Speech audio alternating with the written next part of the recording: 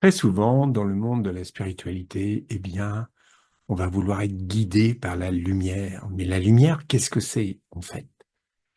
Parce que là encore, on peut se bercer d'illusions. Parce que la lumière, si on est dans une belle lumière blanche, un peu ouatée, où tout est merveilleux, très floconneuse, on est encore dans l'illusion.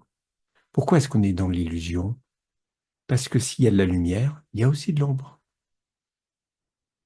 Et ça, c'est intéressant, parce que essayer sur cette planète d'avoir une lumière sans ombre, ça ne fonctionne pas. On a absolument besoin de l'ombre et de la lumière, parce que les deux sont indissociables. Et en fin de compte, pour aller rechercher la véritable lumière, pour aller vers la source, en fin de compte, il faut qu'on retrouve les deux. Mais les deux qui ne sont pas antagonistes, ils ne sont pas en guerre. Non. Est-ce que vous avez déjà vu l'ombre projetée par le soleil en train de se battre contre la lumière? Ben non, parce que les deux font partie du tout. Quand on monte dans les sphères, en fin de compte, c'est de la même, ça fonctionne de la même manière. Donc, aujourd'hui, si vous voulez, c'est toujours accepter la lumière et accepter l'ombre qui va avec. C'est comme ça qu'on met tout au point zéro. Le point zéro, j'en parle relativement souvent parce que pour moi, c'est la découverte la plus extraordinaire que j'ai jamais faite depuis 30 ans que je suis dans le développement personnel, parce que on retrouve l'unité. On retrouve l'unité complètement parce que on met tout au point zéro. Ça veut dire qu'on n'est jamais contre, on n'est jamais pour. Les deux font partie du monde et on les accueille entièrement.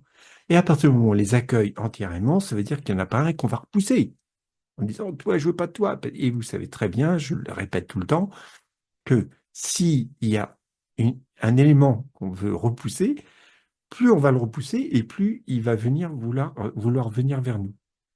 Donc stop, il suffit de les intégrer en soi pour après avoir un champ d'action qui soit le plus large possible pour aller vers là où on a envie d'aller. Parce que ça, c'est possible grâce au point zéro. Le point zéro, après, on peut l'intégrer. C'est toujours tout regarder ce qu'on vit avec de la conscience. Parce qu'en fin de compte, qu'est-ce qu'on fait derrière ça? C'est qu'on va réenseigner les cellules du corps. Parce que le corps, lui, depuis des millénaires, on lui dit qu'il est plus bas que terre. Il faut arrêter avec ça. Parce que le corps, il est merveilleux. C'est une mécanique absolument merveilleuse. Et cette mécanique, il faut lui redonner toute sa noblesse, toute sa grandeur.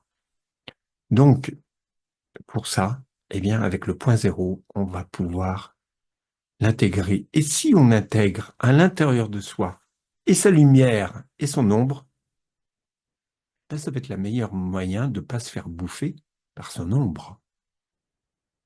Parce que se faire bouffer par son ombre, c'est tout à fait possible que plus on veut, on se dit, toi, je veux pas de toi, je te veux pas, et plus elle va s'y mettre pour venir prendre la place. Alors que si on l'accueille et que cette ombre, elle prend une petite place à l'intérieur, et qu'on l'accepte comme telle, c'est-à-dire sans la voir de façon péjorative, mais plutôt comme les bornes d'une pile, on a un plus et on a un moins. Et quand on voit les choses comme ça, on peut voir la vie en XXL. Parce qu'on va être beaucoup plus dans le réel, tout simplement. Mais attention, c'est un apprentissage qui est long, il faut y passer du temps. Il faut y passer du temps, il faut être dans cette conscience, sitôt qu'il y a quelque chose qui nous traverse, de le remettre au point zéro, quoi. Tout le temps. Si on ne fait pas ça, ça ne va pas fonctionner, quoi. Alors évidemment, avec le champ quantique, on va pouvoir se faire aider. Mais c'est au départ une démarche.